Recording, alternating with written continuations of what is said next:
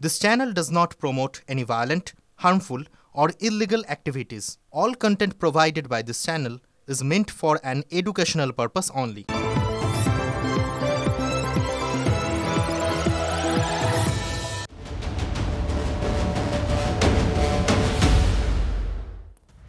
নমস্কার, দেখছেন টিভি 9 বাংলা। আপনাদের সঙ্গে রয়েছি আমি তন্নিষ্ঠা। শুরু করছি নিউজ টপ 9। আর শুরুতেই যে ব্রেকিং নিউজের দিকে নজর রাখতেই হচ্ছে, আরজি করে বড়সড় রদবদল। সরানো হলো অধ্যক্ষ সুরিতা পালকেও। সন্দীপ ঘোষের পর হাসপাতালের প্রিন্সিপালের দায়িত্ব নেন সুরিতা। এবার তাঁকেও সরালো স্বাস্থ্য দপ্তর। সরানো হলো আরজি করের সুপার বুলবুল মুখোপাধ্যায়কেও।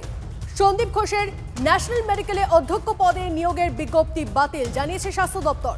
সরানো হলো আরজি করের চেস্ট মেডিসিনের বিভাগীয় প্রধান অরুণাভ দত্ত চৌধুরীকেও।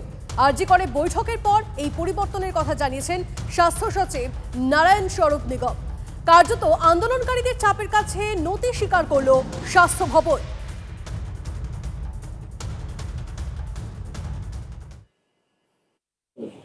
আমাদের আজকে স্টুডেন্টরা কয়েকজন থাউজেন্ড স্টুডেন্ট আমাদের ওখানে এসছিল, আমাদের স্বাস্থ্য ভবনে এসছিল। ওনারা আমাদেরকে কয়েকটা ডিমান্ড রেখেছিলেন।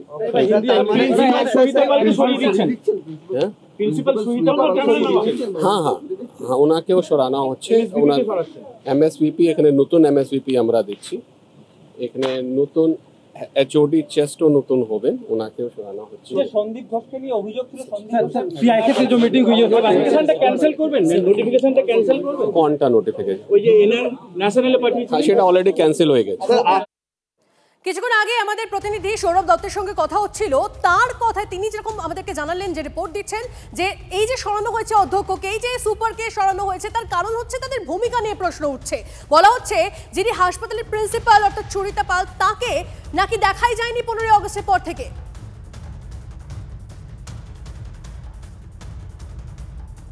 ডক্টর সুবীর গাঙ্গুলি চিকিৎসক আমাদের সঙ্গে রয়েছেন, কথা বলবো। নমস্কার, আপনাকে স্বাগত টিভি 9 বাংলায়। সুবীর বাবু, আমি তন্নিষ্ঠা কথা বলছি আপনার সঙ্গে।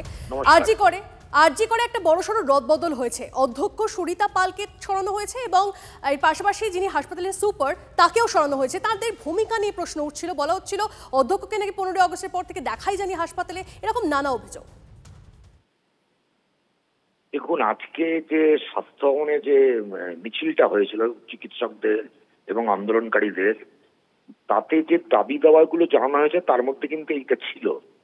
এখন এইটার একটু ভালোভাবে বললে আপনারা বুঝতে পারবেন যে এই যে সন্দীপ ঘোষকে যেটা হয়েছিল, সেই তথাকথিত তার মানে পদত্যাগ বলুন বা তাকে ট্রান্সফার করা বলুন ন্যাশনাল মেডিকেল কলেজে, তখন কিন্তু ওই তথাকথিত দুর্নীতিপরায়ণ ওই উত্তরবঙ্গ লবিরই আর একজন হাঞ্চম্যান বা লেডি বলা যায়, যিনি স্বাস্থ্য বিশ্ববিদ্যালয়ের একসময় ভাইস চ্যান্সেলর হয়েছিলেন এবং তার বিরুদ্ধে ভুরি ভুরি দুর্নীতি, যেগুলো হাইকোর্টে মামলাও আছে, তাকে কিন্তু আরজিকরের প্রিন্সিপাল পদে বসানো হয়। তিনি হচ্ছেন সুরিতা পাল। এবং সেই সঙ্গে যে এই বুলবুল, কি নাম তার, যাকে এমএসভি করা হয়েছে, তিনি এতদিন ছিলেন আরজিকরের ডিন এবং এই সমস্ত রকম ছাত্রদের পাস করানো, ফিট করানো, এই সমস্ত ব্যাপারে তিনিই ছিলেন মাথা। এবং তার মাধ্যমেই অপারেশনগুলো চলতো। বিভিন্ন চিকিৎসকদের, পরীক্ষকদের ফোন করে বলা হতো একে পাস করাও, একে ফেল করাও। সুতরাং এটা হচ্ছে একটা র্যাকেট। এই র্যাকেটটাকে যদি সরায়, খুবই ভালো করেছে, আমরা এটাকে স্বাগত জানাই। কিন্তু আমরা অবশ্যই দেখতে চাই লিখিত অর্ডার, এবং সেই সঙ্গে এদের বিকল্প হিসেবে কারা আসছে। এই র্যাকেটে আবার কিছু মাঝারি চিকিৎসকও আছেন, মাঝারি শ্রেণীর, সেই রকম লোক আসলে তাহলে কিন্তু একই ব্যাপারটা হয়ে গেল। ঠিক আছে, সুতরাং আমরা দেখতে চাইছি কারা আসছেন, স্বচ্ছ ভাবমূর্তি এবং ভালো চিকিৎসকরা আসলে, শিক্ষকরা আসলে আমাদের সবার। আমি আরজিকরের প্রাক্তনী হিসেবে বলছি, আমাদের করে বলছি, যেহেতু আমি আরজিকরের প্রাক্তনী এবং এই আন্দোলনে যুক্ত, যে আমাদের কারোরই কোনো আপত্তি নেই। কারণ আরজিকরটাকে চালাতে হবে, সেটা আমরা বুঝি। কিন্তু সেখানে যাতে ঠিক মানুষের মতো মানুষ, বিবেকবান মানুষ, এবং যারা একটু ছাত্রদের সঙ্গে সুসম্পর্ক রেখে চলবেন, যারা ছাত্র দল দিয়ে, এবং কিন্তু যারা কিন্তু ছাত্রদের কোন রকম নৈতিক অবক্ষয় যাতে না হয়, সেই রকম কোনো কাজে লিপ্ত করবেন না, এই ধরনের চিকিৎসক শিক্ষকদেরই আমরা চাইছি। বেশ, অনেক ধন্যবাদ আমাদের সঙ্গে কথা বলার জন্য। কথা বলছিলাম চিকিৎসক সুবীর গাঙ্গুলির সঙ্গে। এবং যারা আন্দোলন করছেন এখনো অবধি আন্দোলনরত চিকিৎসকরা, তারা এরপরে কি বলছেন এই ঘোষণার পরে শুনুন। আরজি করের বুকে যে নৃশংস ঘটনা ঘটেছে, এই ঘটনাতে লোকাল অথরিটি যারা ছিলেন তাদেরকে এই দায়িত্ব নিতে হবে, এটাই আমাদের সম্মিলিত দাবি ছিল। সেই সম্মিলিত দাবি অর্ডার এখন আমি হাতে পাইনি, কিন্তু সেই দাবি যদি মেনে নিয়ে থাকে তাহলে আমরা এই দাবিকে ওয়েলকাম করছি। আন্দোলনের জয় হিসেবে বলবো না, আন্দোলনের আংশিক জয় তো অবশ্যই, কিন্তু মূলত আমাদের যেটা ছিল বিচার চাই আমরা। এই দাবিটা যতক্ষণ না অবধি হচ্ছে ততক্ষণ আমরা জয় বলে বলতে পারি না। এরপরে আমাদের অনুরোধ এমন একজনকে পাঠান প্রিন্সিপাল হিসেবে, যিনি আমাদের কথাগুলো শুনবেন, আমাদের যে প্রবলেমগুলো সেগুলোকে অ্যাড্রেস করবেন, এবং আমাদের অভিভাবক হিসেবে বাড়িতে যেরকম অভিভাবকরা আমাদের দায়িত্ব নেন, আমরা অসুবিধায় পড়লে, একটা বাড়িতে অসুবিধা হলে যেভাবে অভিভাবক এগিয়ে এসে দায়িত্ব নেন, ঠিক সেইভাবেই যেন উনি দায়িত্বটা নিতে পারেন। এই মুহূর্তে আমরা যোগাযোগ করে নিয়েছি চিকিৎসক সংগঠনের নেতা মানুষ গুমটা আমাদের সঙ্গে রয়েছেন। নমস্কার, আপনাকে স্বাগত TV9 বাংলায়। আমি তনিষ্ঠা কথা বলছি আপনার সঙ্গে। নিশ্চয়ই আপনি শুনেছেন যে আরজি করে একটা বড়সড় রদবদল হয়েছে। সরানো হলো অধ্যক্ষ সুরিতা পাল এবং যিনি সুপার হাসপাতালের তাকেও। দেখুন, এটা তো আমাদের বলার যেটা বিষয় এই ইস্যুতে, সেটা হচ্ছে যে আরজি করের এই ঘটনা সারা ভারতবর্ষ শুধু নয়, সারা পৃথিবী জেনে গেছে। সেখানে প্রিন্সিপালের এগেনস্টে অসংখ্য অভিযোগ ছিল। প্রথম দাবি ছিল ওখানকার ছাত্র থেকে শুরু করে ছাত্র সমাজ, চিকিৎসক সমাজ এবং মানুষের যে ওখানকার অধ্যক্ষকে সরাতে হবে। কিন্তু মুশকিল যেটা, যে একজনের পরিবর্তে আরেকজন যিনি আসছেন তার বিরুদ্ধেও কিন্তু অসংখ্য অভিযোগ থেকে শুরু করে নানা রকম একজন বিতর্কিত মানুষ। যে যখন তিনি ইউনিভার্সিটিতে ভিসি হিসাবে ছিলেন, তখন আমরা জানি জবাবদের থেকে উনি ভিসি হয়েছিলেন ওখানে, সেদিন প্রথম থেকেই নাকি ইউনিভার্সিটির ওই মিটিংয়ে, ইউনিভার্সিটির মিটিংয়ে উনি ওই কোডিং সিস্টেম, পরীক্ষায় একটা স্বচ্ছতা বজায় রাখার জন্য কোডিং সিস্টেম ছিল, সেই কোডিং সিস্টেমটাকে তুলে দিয়েছিলেন। এটা গেল এক। আর দুই হচ্ছে যে নানা রকম যে পারিবারিক স্বজন পোষণ, নানা আর্থিক বিষয়, এই সমস্ত অভিযোগ ওঠার জন্য চ্যান্সেলর, রাজ্যপাল ইউনিভার্সিটি থেকে তাকে সরিয়ে দিয়েছিলেন। তো প্রশ্ন হচ্ছে, এরকম একটা গুরুত্বপূর্ণ মুহূর্ত যেখানে আরজিকর জনরোষ তৈরি হয়েছে, সেই জায়গায় প্রিন্সিপাল হিসেবে কি আর কাউকে পাওয়া, আর কাউকে ছিল না যাকে নিয়ে আসা যেত? ওনাকেই, একজন বিতর্কিত ব্যক্তিকেই ওরকম একটা সময় তাকে প্রিন্সিপাল করে নিয়ে আসতে হবে। এবং যথারীতি প্রিন্সিপাল হওয়ার পর উনি তো তার দায়িত্ব পালন করেননি। ওনার প্রিন্সিপাল নেওয়ার পরই আরজি করে ওরকম একটা ভয়ঙ্কর ভাঙচুরের ঘটনা ঘটে যায়। সমস্ত এভিডেন্স ট্যাম্পার হওয়া, ডিস্ট্রয়েড হওয়ার সম্ভাবনা তৈরি হয়েছিল এবং অনেকটা হয়েও গেছে। আতঙ্কে ওখানকার ছাত্র সমাজ ছিল। একদমই আপনি যে বিষয়টা বলছেন তার ভূমিকা নিয়ে তো অবশ্যই প্রশ্ন আছে। তার পাশাপাশি সন্দীপ ঘোষ, তার ন্যাশনাল মেডিকেলে অধ্যক্ষ পদে নিয়োগের বিজ্ঞপ্তি, সেটাও বাতিল করা হয়েছে। সেটা নিয়ে কি বলবেন? এটা তো দরকারই ছিল, এটা দরকারই ছিল। জনগণের চাপে, জনরোষের চাপে, আন্দোলনের চাপে সরকার বাধ্য হলো। সরকার তো আড়াল করতে চাইছিল কিছু কিছু বিষয়, এবং সেই জন্য একজন যে রেজিগনেশন দিচ্ছে তারও একটা নিয়ম আছে।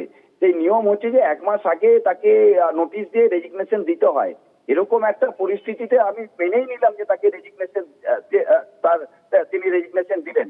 কিন্তু তার পর মুহূর্তে তাকে আবার একটা প্রাইজ পোস্টিং ন্যাশনাল মেডিকেল কলেজে নিয়ে যাওয়া, এটা আমাদের আশ্চর্য করেছিল।